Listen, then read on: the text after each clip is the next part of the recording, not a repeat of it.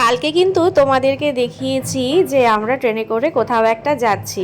আর এই যে সারা রাত্রি ট্রেনে থাকার পর এখন কিন্তু ভোর 5:30টার মতন বাজে। এখন কিন্তু আমরা সবাই উঠে গেছি, এই যে তোমাদের দাদা আর ওই যে বাচ্চা পার্টি সবাই কিন্তু উঠে গেছে, কারণ আমাদের আর দুটো স্টেশন পরেই কিন্তু নামতে হবে।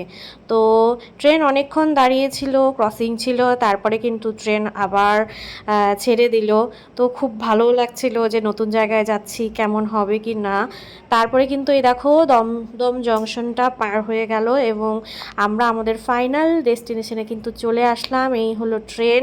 তারপরে তোমাদের দাদাকে বললাম, যাও তুমি লাগেজটা নামিয়ে নাও। এই দেখো সবাই কিন্তু যার যার মতো লাগেজটা নামিয়ে নিল। আর আমরা এখন কোন স্টেশনে আছি বলো তো? আমরা এখন আছি শিয়ালদা স্টেশনে। এখানে দেখো ফ্যানগুলো কত বড় বড়। আর এখান থেকে কিন্তু আমরা লোকাল ট্রেন ধরে যাব ক্যানিংয়ে। তো লোকাল ট্রেন কিন্তু বেশিক্ষণ দাঁড়ায় না, হুড়োহুড়ি করে সবাই কিন্তু এত ব্যাগ জমা হয়েছে আমাদের, তো সেগুলো নিয়ে কিন্তু উঠে গেছি।